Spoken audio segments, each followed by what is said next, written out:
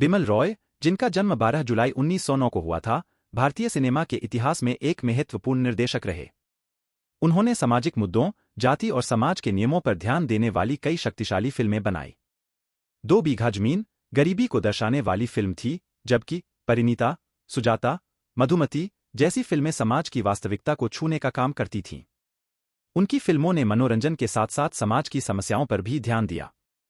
उनका अकाल मृत्यु 8 जनवरी 1966 को हुआ था, लेकिन उनका कार्य आज भी सिनेमा के इतिहास में महत्वपूर्ण है।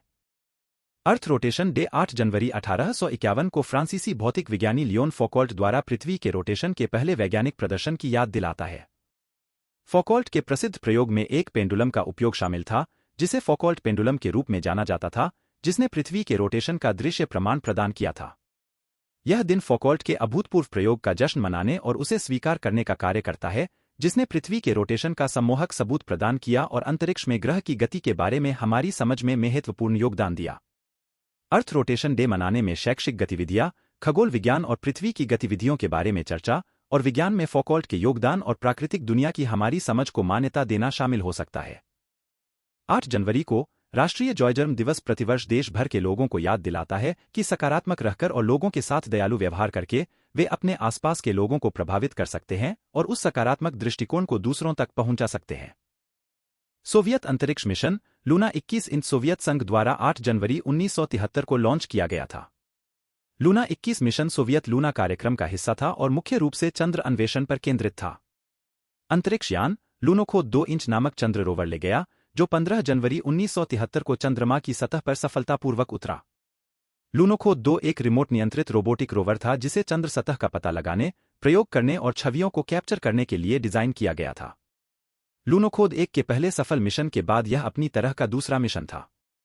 लूना 21 और लूनोखोद 2 ने विभिन्न प्रयोग किए, चंद्रमा की सतह पर कई किलोमीटर की यात्रा की और जून 1973 में मिशन के समापन से पहले मूल्यवान डेटा और छवियों को पृथ्वी पर वापस भेजा। हरमन होलेरिथ, एक अमेरिकी आविष्कारक, को वास्तव में एक पंच कार्ड टेबुलेटिंग मशीन के आविष्कार के लिए पेटेंट प्राप्त हुआ था।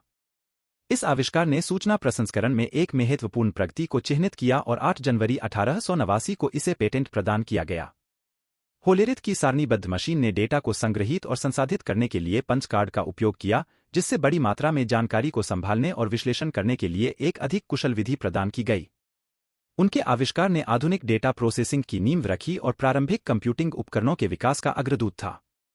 इस नवाचार ने डेटा सारणीकरण और विश्लेषण में क्रांति लाने में महत्वपूर्ण भूमिका निभाई, विशेष रूप से जनगणना और सांख्यिकी जैसे क्षेत्रों में। प्रसिद्ध भौतिक विज्ञानी और ब्रह्मांड विज्ञानी स्टीफन हॉकिंग का जन्म 8 जनवरी 1942 को हुआ था। उन्होंने सैद्धांतिक भौतिकी, विशेष रूप से ब्लैक होल, ब्रह्मांड विज्ञान और ब्रह्मांड की प्रकृति के क्षेत्र में अभूतपूर्व योगदान दिया। हॉकिंग को ब्लैक होल की भौतिकी पर उनके काम के लिए जाना जाता है, विशेष रूप से ब्लैक होल द्वारा उत्सर्जित विकिरण के बारे में उनके सिद्धांत को, जिसे हॉकिंग विकिरण के रूप में जाना जाता है।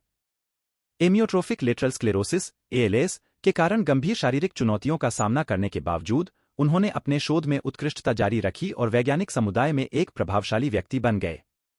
उनकी उल्लेखनीय बुद्धि, दृढ़ता और गहन वैज्ञानिक अंतर्दृष्टि पीढ़ियों को प्रेरित करती रहती है। हॉकिंग का 14 मार्च 2018 को सैद्धांतिक भौतिकी और ब्रह्मांड विज्ञान के क्षेत्र में एक स्थायी विरासत छोड़कर निधन हो गया। सभी को नमस्कार। द लिटिल फ्लावर्स में आपका स्वागत है। यदि आपने इस वीडियो को उपयोगी या मनोरंजक पाया, तो इसे लाइक कर दे और हमारे चैनल को सब्सक्राइब कर ले। द लिटिल फ्लावर्स परिवार को देखने और उसका हिस्सा बनने के लिए धन्यवाद। आपका समर्थन हमारे लिए बहुत मायने रखता है।